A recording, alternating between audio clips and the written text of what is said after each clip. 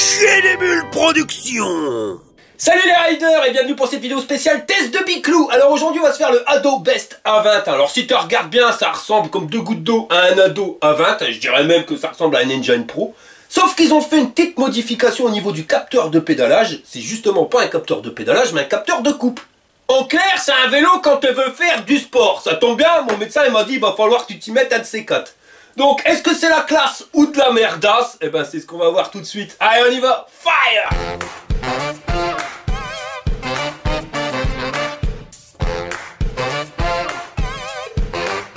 Alors, voilà le colis tel que tu le reçois. Hein. Le bordel, t'as intérêt à te boutipulter. Faut prendre des protes, mon copain. Pour faire des protes, hein, des protes.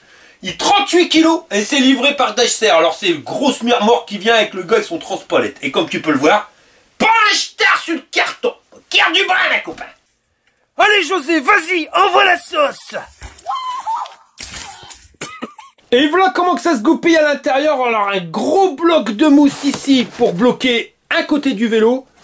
De la mousse au-dessus pour pas que ça berloque trop. Des intercalaires de mousse de partout. Et ici blocage en haut avec une grosse mousse. Et puis entre les deux aussi. Enfin normalement avec ça, ça craint rien. Surtout qu'on n'a pas un transporteur tel DPD ou UPS. Et quand tu as enlevé toutes les protections, voilà ce que tu récupères. Le vélo, alors il a l'avantage d'avoir été quasiment intégralement monté. On a la moelle d'air, la béquille et un carton avec à l'intérieur un support de téléphone portable, des pédales, le chargeur, câble électrique, des outils aide-brin, encore un machin pour télécharger une application et la notice. Accrochette marronne en français. Pour le montage, j'ai installé les pédales, alors fais bien gaffe, hein. R c'est la pédale de droite, à pas confondre avec L, celle de gauche. J'ai installé le guidon, j'ai installé la béquille, alors pas compliqué, hein. T'as juste deux vis à mettre, et quand c'est fini, bah voilà mon copain, bravo, t'as fini de monter ton vélo. Alors voilà la position que t'as sur le Biclou, je vais pas te mentir, t'as le dos vachement droit, ça c'est vraiment les positions que je préfère. Et si t'as des problèmes de dos ou que tu veux pas te prendre la tête, franchement, c'est le meilleur. Et en plus, t'as le guidon qui est réglable en hauteur. Donc là, t'as vraiment de quoi te mettre bien, mon ami. Alors, il résiste à un poids de 120 kg et il est prévu pour un cavalier entre 1,65 m et 2 m de haut. Je te mets les dimensions juste ici et pour celles qui n'y sont pas, je t'ai sorti mon mètre. La selle en position basse, on est à 84 cm et demi du sol. En position méga haute, 1,18 m. Le guidon en position basse, on est à 1,15 m du sol. Et 1,30 m en position haute. Pour le lancer de guibole, on est à 68 cm ici ou 63 juste au-dessus du garde-boue. L'axe du pédalier est vachement haut, il a 37 cm du sol et à 17 cm et demi de l'axe de la pédale. Le vélo il fait un poids de 27,3 kg, alors on est en dessous des 30 kg, tu vois, ça tient sur le porte-vélo. Alors on va regarder le vélo de plus près, il existe en 3 couleurs, kaki, noir ou blanc. Mais ils appellent ça kaki. Moi j'appelle pas ça kaki, hein. Beige ou crème ou peau. Mais kaki, c'est vert, hein, c'est pas de cette couleur-là. Enfin, je dois être bourré, hein. Je vois plus clair. Sinon, c'est un cadre en aluminium. Alors, au niveau des soudures, là, ils ont été gaiement des beaux gros cordons. Et ça, c'est partout pareil. Garde au niveau de la charnière, un gros cordon. En dessous, tu as du renfort, pareil, envoyé au gros cordon de soudure. Le renfort ici, pareil. En dessous, c'est la même chose. Et là, au niveau du bras, bah, ils ont envoyé la sauce. Après, vaut mieux que ça tienne, hein. Comme c'est un monobras, comme tu peux le voir, t'as pas de retour ici. Donc, tout l'effort, il va se faire ici. C'est pour ça qu'elles ont été gaiement. Au niveau de la selle, on est sur un truc qui est pas string, 25 cm de long sur 19 cm de large, comme tu peux le voir, vachement rembourré. Et on n'a pas de coussin d'amortissement. Alors au niveau du tube de selle, bah c'est la fixation la plus pourrie qu'on peut avoir, t'as intérêt à bien le serrer comme un malade. Sinon à la première bosse, bah je bling, te prends le truc dans le derche. Derrière, ils nous ont mis une magnifique lampe à pile. On aurait préféré l'avoir alimenté par la batterie, donc le bouton ici en dessous pour le mettre en route, et puis tu l'éteins. La mouche dans le kebab et le truc qui nous manque, tu vois, ça aurait été bien de nous mettre un porte-bagages, mais bon, tu peux le mettre, hein, parce qu'il y a les pattes de fixation, mais ils auraient pu le fournir avec. On a un garde-boue en métal, hein, le même genre que sur les Engwe, donc ça, c'est de la tôle, super costaud, tu vois, ça berloque pas, t'as un point de fixation ici, et t'en as un autre juste là. Et si tu regardes bien, il a été coupé juste en dessous de l'axe de pédalier, donc normalement ça dégueulasse pas tes mocassins. Et ils nous ont mis des inscriptions, donc ils nous le donnent en 36 volts, 250 watts. On nous dit qu'il a une vitesse max de 25 km/h et qu'il est capable de grimper des côtes de 40 degrés d'inclinaison. Ça, je demande à voir. Surtout qu'il nous l'annonce en 65 Nm. Alors, c'est pas le truc le plus puissant qu'on ait déjà eu. À voir pendant le test parce qu'on sait que ça veut tout et rien dire leurs chiffres. Sur le moteur, ils nous ont monté une cassette à 7 vitesses avec 28 dents, 24, 22, 20, 18, 16 et 14. Pour changer les vitesses, eh ben magnifique dérailleur Shimano tourné SIS. Alors c'est pas le haut de gamme de chez Shimano, par contre, t'as vu, il nous manque la protection de dérailleur, ça aurait pas été un luxe. Comme je te l'ai dit tout à l'heure, on est sur un monobras, donc aucune suspension au niveau du cadre et encore moins au niveau du tube de selle, donc ça risque de piquer au cul. Heureusement qu'il y a le confort des pneus de fat bike, sinon ça va être compliqué. C'est entraîné par un plateau en tôle embouti de 47 dents avec un disque en aluminium à l'extérieur pour pas salir un pantalon de smoking. On a des manivelles en métal forgé, donc ça normalement ça bouge pas, et des pédales en plastoc. Ça c'est bien par temps sec, mais dès que c'est mouillé, ça dérape. Ici, tu as la petite patte pour poser ton vélo sans l'abîmer quand il est plié. Et au-dessus, tu vois les clés qui pendent, ils étaient accrochés au guidon. Ça, c'est pour la batterie. Alors, tu as besoin de la clé pour qu'elle s'allume ou pas. Si tu n'as pas la clé, tu démarreras pas le vélo. Batterie qui se trouve à l'intérieur du cadre. Alors, si tu veux y accéder, tu es obligé d'ouvrir le cadre en deux. Et là, tu vois, un petit pépion pour pas qu'elle sorte. Il suffit juste d'appuyer sur la clé parce que si tu n'appuies pas, ça marche pas. Tu vois, tu essayes de tourner, hop. En appuyant, ça fonctionne. Tu ouvres le vélo en deux et il te restera plus qu'à sortir la batterie. Eh, devine qui c'est qui joue aux raquettes. La batterie, la voici. Alors là, tu as le petit pépion qui te permet de la bloquer. On a les caractéristiques techniques qui se trouvent juste là. Donc on est sur du 36 volts en 14 ampères 5, soit 522 Wh. Ici, c'est là où on va distribuer le courant. Au-dessus, il n'y a absolument rien. C'est des petites mousses pour éviter Chaberlock. Pareil ici pour les petites mousses. Là, on a le pépion de charge. Donc tu peux sortir la batterie pour la charger, mais tu peux la charger aussi sur le vélo. Et en dessous, on a ici la serrure. Alors, elle nous la donne comme ayant une autonomie de 120 km. Alors, celle-là, si ça se passe, je me fais moins de trappiste. Je te jure, c'est pas possible. Donc, on verra un mec qui fait 100 kg quand il roule à fond, qui grimpe des côtes, à combien on a d'autonomie, mais on n'aura jamais 120 km. Ça, c'est du pipeau. On continue. Donc là, on arrive à l'avant du vélo. Sur la fourche, ils nous ont mis une lumière. Elle n'est pas énorme en taille, hein. Alors ici on a un module LED lenticulaire pour éclairer, on verra si le contour il s'allume. Le petit cata-job pour être homologué PTT. Et un garde-boue en métal qui berloque pas avec un point de fixation ici et juste là. Et comme tu peux le voir, il est taillé pile poil en dessous de l'axe de pédalier, donc ça devrait aller. Le pneu avant, toujours du Shaoyang en 20 par 4 sur une jante en aluminium, avec, je l'ai pas dit pour l'arrière, mais un cata-job aussi pour être homologué PTT. C'est monté sur une fourche à suspension qui est pas réglable ni bloquable, et au niveau des diamètres de tube, on est à 29 mm. Et on va regarder le débattement. Alors, attention, crachette marron. Ah, oh bon, on a pas beaucoup, hein. Puis là, je l'ai claqué, hein. Ah ouais, c'est clair. Là, ça sent direct la fourche de haters et on a 45 mm de débattement. C'est pas grand chose. J'ai retourné le vélo, on va regarder ce qui se passe de l'autre côté. Donc on a une magnifique béquille. On va regarder ce que ça donne. Oh, ça berloque un peu. On verra bien pendant le test, mais le ressort il a l'air quand même assez costaud. On a du frein à disque de diamètre 160 et les étriers c'est les Disland hydrauliques avec les deux plaquettes qui bougent. Le passage des câbles et des durites, eh ben il se fait direct en apparent sous le cadre du vélo. Ici on récupère le pépion en plastoc pour éviter qu'il y ait du brin, tu vois. Et si tu veux recharger ta batterie, t'es pas obligé de l'enlever, tu peux le laisser dessus. La potence pliable, alors là on est sur du métal forgé et pas de la tôle emboutie, donc ça normalement c'est costaud, ça bouge pas. Le guidon il fait 59 cm d'un bout à l'autre, alors les poignées par contre elles sont vachement petites, tu vois. Limite pour une main normale, faudra pas une main de déménageur russe, alors c'est un plastique silicone assez tendre avec le système anti-cassement de poignet, par contre voilà quoi. C'est la poignée qui tourne. Pour freiner, le levier Disland, alors lui il va super bien, tu peux freiner en plus à 4 doigts. Là le display, celui-ci on l'a encore jamais vu, marche arrêt plus et moins. Et en plus t'as un port USB. La place à l'esblesse pour mettre ton téléphone portable. La petite sonnette qui va bien. Ouh, qui sonne fort. Et là notre levier de vitesse SIS de chez Shimano. C'est pas forcément le meilleur mais il va quand même vachement bien. Levier de frein à 4 doigts et toujours notre poignée. Par contre il manque la poignée d'accélérateur. Bah ouais, parce que c'est un vélo qui est homologué PTT, donc 25 km/h, 250 watts pour le moteur, et pas d'accélérateur. C'est chiant. Et pour allumer le vélo, bah t'appuies sur le bouton marche arrêt. Ah ouais, mais il faut tourner la clé. On tourne la clé, voilà.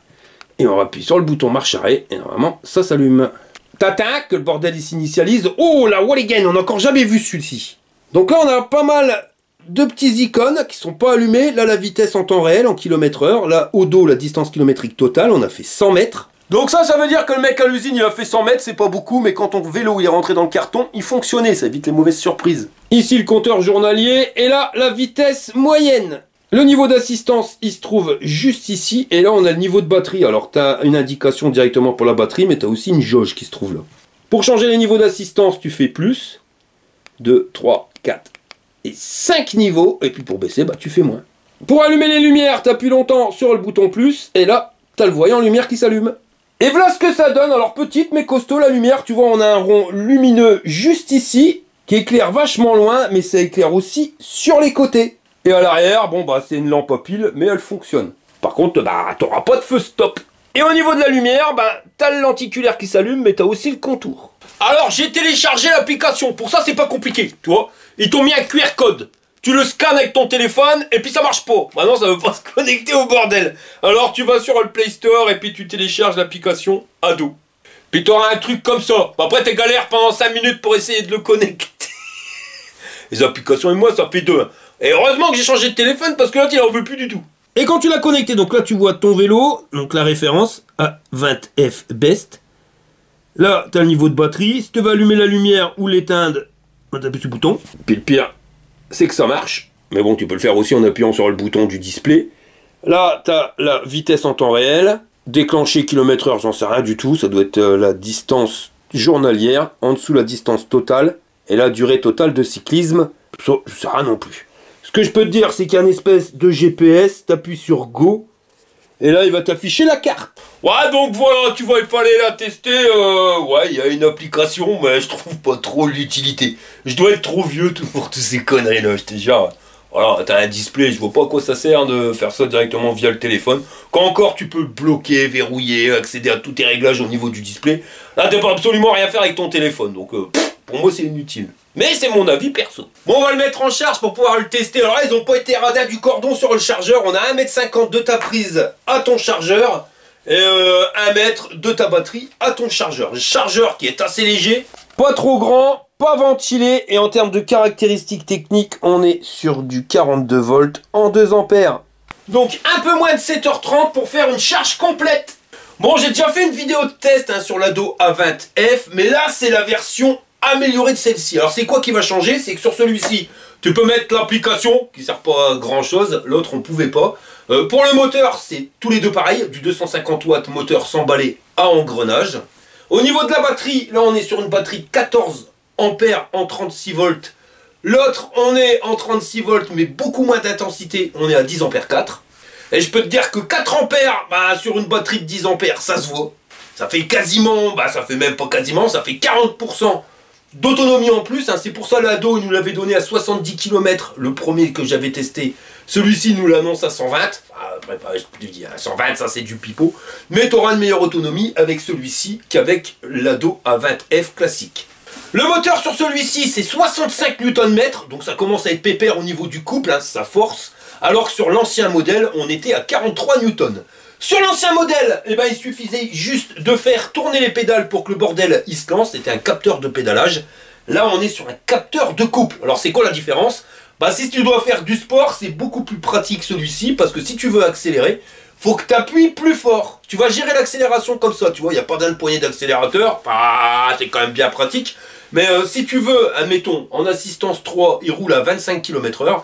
Si tu veux, en étant en assistance 3, rouler à 20, c'est faisable. Il suffit juste d'appuyer un petit peu moins fort sur les pédales. Si tu veux accélérer, t'appuies plus fort. Si tu veux ralentir, t'appuies moins fort.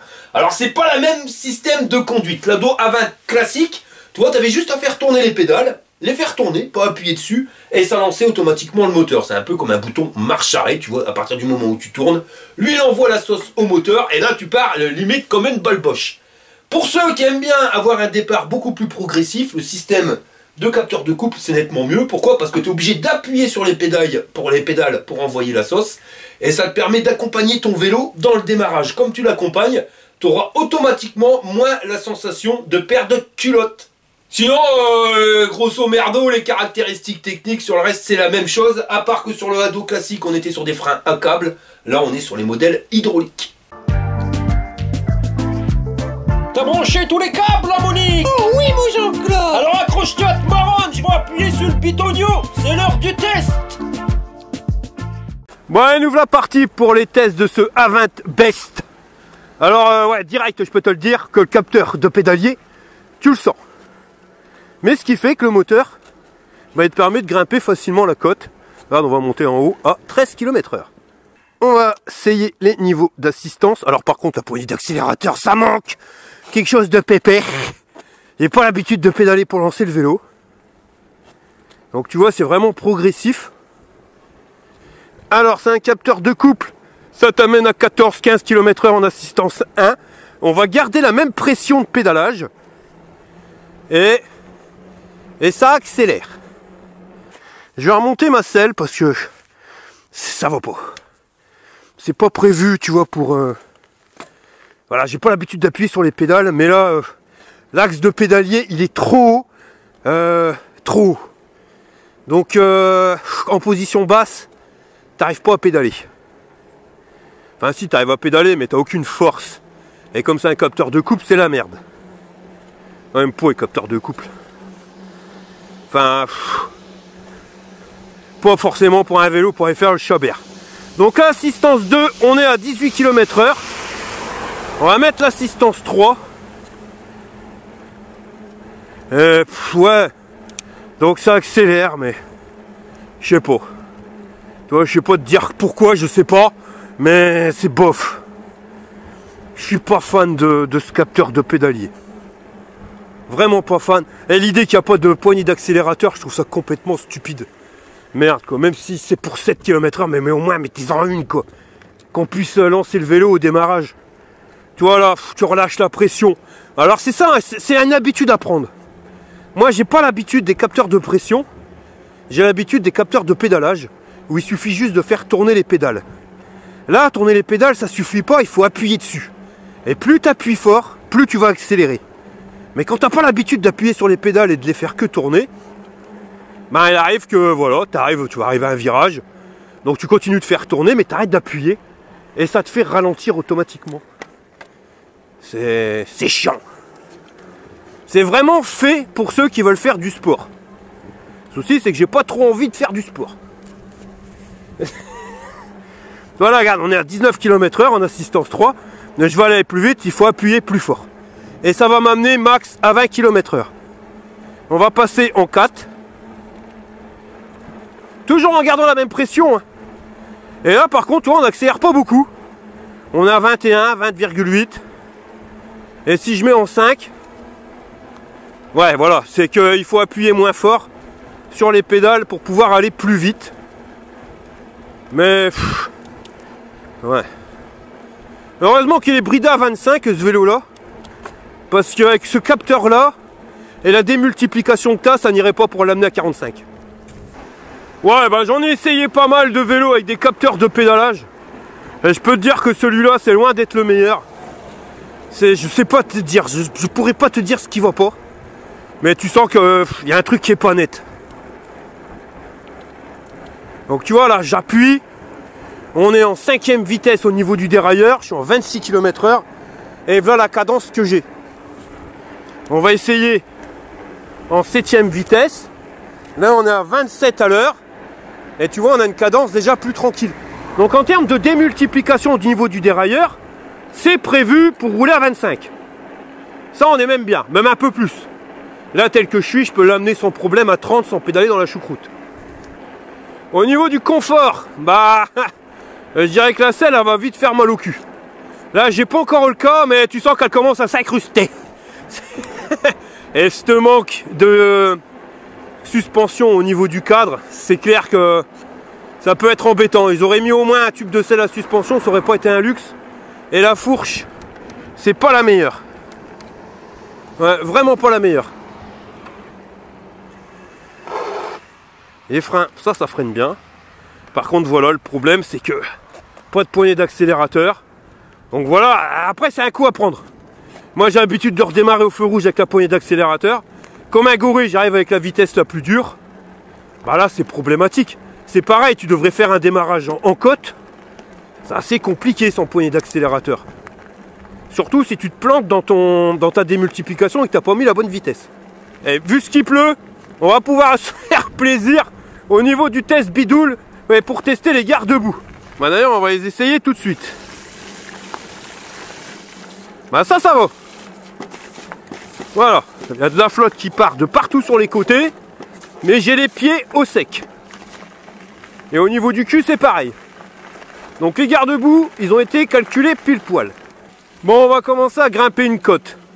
Donc là normalement on devrait voir tout l'intérêt du capteur de pédalage. Je vais me mettre en vitesse moyenne, c'est-à-dire 4 sur 7. Et on va commencer à grimper. Alors prépare-toi mon copain, parce que le nono, il va en chier. Alors là j'appuie. Tu vois, ça c'est clair, les capteurs de pédalage, c'est beaucoup plus sportif que les autres.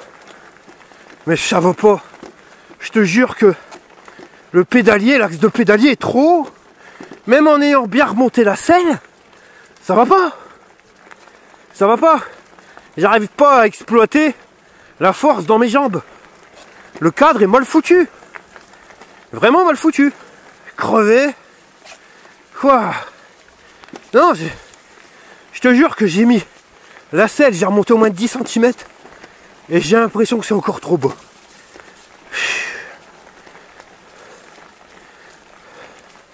En plus il pleut. Ah non. J'aime pas ça. Je veux bien des capteurs de pédalage. Mais pas ça. Sur des vélos pour aller faire de la route. Ah, ça va pas. Et là je suis en vitesse 1. On est à 7 km/h. Et là j'appuie à fond. Tu vois la vitesse choucroute. Elle est pas assez choucroute. Et c'est compliqué. C'est compliqué. Ouais, le chien des bulles production, je crois qu'il est en train de claquer une soupape. J'en peux plus.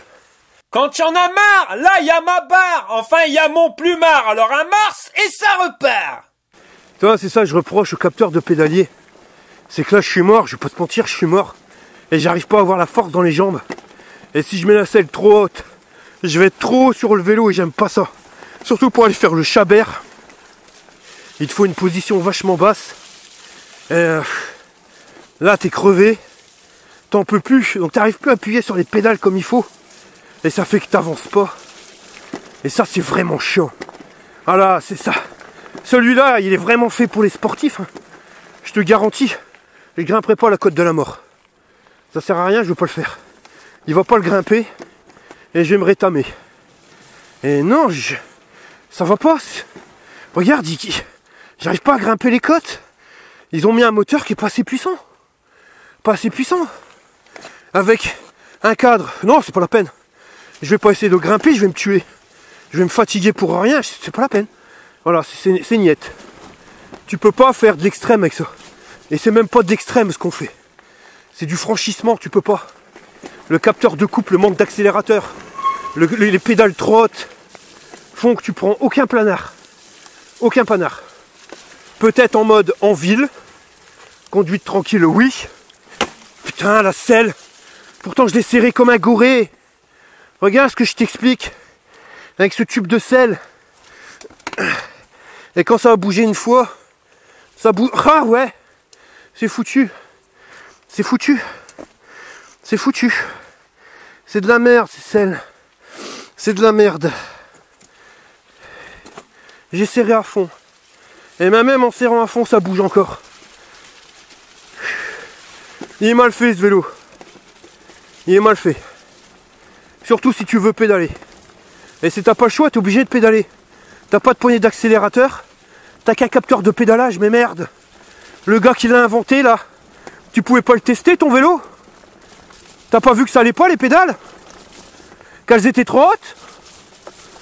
Enfin, je comprends pas. Voilà, plus de tube de selle. Je comprends pas.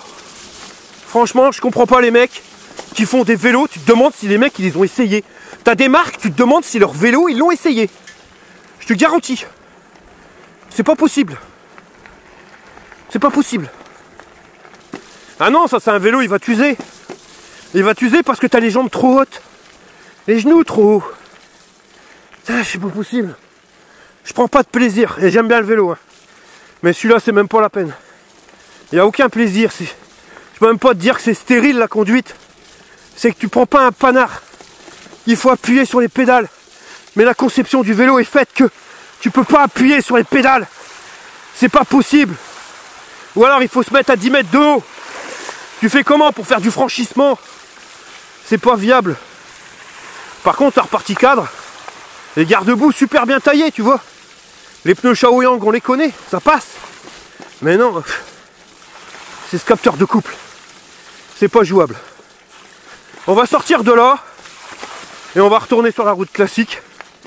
Parce que ce vélo-là, je te le garantis, malgré ce qu'on pourrait croire, il est vraiment pas fait pour l'off-road. Ou alors sur du plat, des petits chemins. Tu vois, limite catégorie VTC, mais pas du tout pour faire du VTT. Après tu me diras que le cadre il est pas prévu pour faire VTT, mais tu prends le même type de vélo en Engine Pro, ici ça passe. C'est ce manque de poignée d'accélérateur et les pédales trop hautes et ce capteur de pédalage qui font que bah, ça fait une mauvaise mayonnaise.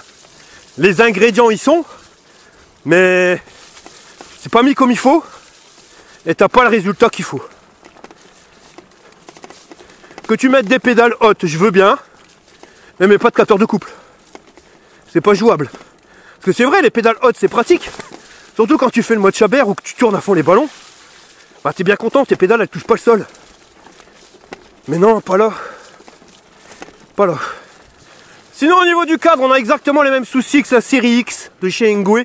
La batterie à l'intérieur du cadre qui berloque. Et on a un souci en plus, c'est la fourche qui claque. Franchement, écoute, c'est pas que la batterie qui fait claque. Tu vois, ça, c'est le bruit de la fourche. Ouais, bah, moi je te le dis, le test il va aller vite, hein, parce que il n'y a pas grand chose de bien avec ce vélo là. Je te le dis carrément. Ils ont tous les ingrédients pour faire un bon truc, et au final, ils sont complètement torchés. Parce qu'ils ont mal assemblé les machins, et voilà, c'est n'importe quoi. C'est n'importe quoi. Tu mets pas de capteur de coupe sur un moteur, enfin sur un cadre avec un pédalier aussi haut. Voilà. C'est pas possible. C'est vraiment pas jouable. C'est d'une débilité les plus absolues. Je passe mon temps à lutter pour la selle, parce que pour pas me la prendre dans le derrière, parce qu'elle part en avant, elle part en arrière. Je dois pédaler comme un gouré, mais c'est vraiment faire une force. Et je suis obligé d'appuyer comme un malade. Et j'admets, c'est parce que ma position elle est pas bonne. Ma position elle est pas bonne, mais je vais pas mettre le tube de selle à 25 mètres centimètres du sol. Faut que je mette la selle comme ça pour pouvoir m'en sortir. C'est pas jouable, je roule jamais comme ça, merde. Voilà, regarde, je suis au perché. Ça fait que tu peux pas faire le Chabert. Là, je peux pas, mes pieds ils touchent pas le sol. Mais c'est en ayant mes pieds qui touchent pas le sol, où là j'ai mes jambes tendues comme il faut, pour pouvoir pédaler. Ça va pas. Ah ouais, non, c'est... On va pas perdre son temps. Désolé les gars, ça sert à rien. Ce vélo il est stérile. Donc chez Dubrin, les slush magasins, les pédales, quand c'est mouillé, ça glisse à mort. Ça glisse à mort, là je viens de louper mon coup. Ça va pas. T'es obligé d'appuyer sur les pédales pour faire avancer le vélo. Et quand t'as les pompes mouillées, les pédales elles glissent. Donc tu peux pas appuyer. Parce que quand t'appuies, ton pied il glisse. Je te dis, ils ont tout pour être bien, mais ils ont fait un mélange n'importe comment. N'importe comment. Donc tant pis. Moi je vais continuer de rouler tant bien que mal. Je sais même pas si je vais aller au bout de la batterie pour regarder l'autonomie, mais voilà. Allez, on se rejoint à la maison pour un débriefing. Chez des Bulles Productions vous présente les aventures de Jean-Claude Tagueule et Monique Tamer. Je crois que j'ai peut-être fait trop puissant. Je vais me le faire, stylo. Bah ça va mon Jean-Claude. Bah ouais, toi la Monique. J'ai ton cadeau d'anniversaire. Oh, tu as pensé à mon anniversaire? Bah oui quand même, alors je te le donne quand? Bah vas-y maintenant. Bah voilà. Bah voilà quoi? Bah ton cadeau. Bah il est où mon cadeau? Bah là devant tes yeux, t'es miro ou quoi? Mais je vois rien. Mais Jean-Claude, c'est moi ton cadeau. Toi? Un cadeau? Oui, c'est moi. Oh, et t'as gardé le ticket de caisse pour faire un échange? Connard. Bon, je viens de rentrer de ma petite balade, alors vraiment petite, parce que je vais pas te mentir, j'ai pris aucun plaisir à rouler avec ce vélo-là, et moi je fais des tests de vélo, parce que j'aime bien faire du vélo, et je peux... Ma parole. Tous les vélos, ils seraient comme ça, je me mettrais à une chaîne de cuisine. Ah ouais, c'est clair. j'arrêterai les vélos parce que j'ai pris aucun panard. Déjà au niveau du confort, pas de tube de selle à suspension. La selle qui berle pas de cadre suspendu. La fourche, elle claque, elle est pas réglable. Donc en termes de confort en lui-même, heureusement qu'il y a des pneus de fat bike, sinon ouais, c'était vraiment bof. Les freins vont bien, les Disland, ça là-dessus, il n'y a aucun souci. Mais le gros souci sur ce vélo-là, c'est le capteur de pédalage et la forme du cadre en lui-même. La forme du cadre, parce que les pédales ils sont vachement trop hautes. Là, en position basse, sache que la pédale elle est à 21 cm du sol. On a plus de 37 cm au niveau de l'axe du pédalier par rapport au sol. Donc ça c'est valable que si tu as un vélo vachement haut. Mais non, on n'a pas un vélo vachement haut. Ça fait que quand tu es en position normale, en position basse, moi avec les vélos, j'arrive à rouler. Certes, je sais, ma chambre elle devait être plus droite. Mais là j'arrive pas du tout. Et même en position comme ça, eh ben, elle n'est pas encore comme il faut. Je devrais encore pouvoir le lever plus haut. Mais moi qui aime bien être à ras du sol pour pouvoir mieux piloter dans les virages, machin bidule, là je me retrouve vachement haut. Et non, j'ai pris aucun panard. Et le capteur de couple, il est vraiment trop dur. Il faut que tu appuies vachement fort pour pouvoir exploiter à fond les capacités de ton moteur. Un moteur qui se traîne aussi, qui n'est pas surpuissant. Et c'est compliqué. Et même au niveau des paliers d'assistance, ils ont mal foutu ça. Pourquoi avoir mis des paliers d'assistance où tu vas régler les niveaux de vitesse? Ça, tu le fais sur un vélo avec un capteur de pédalage où tu n'as pas besoin d'appuyer sur les pédales. Tu te mets en assistance 1, voilà, tu sais que ça va à 15 km/h, tu fais tourner les pédales tout doucement ou tu les fais pédaler comme un gros malade, tu iras à 15 km/h.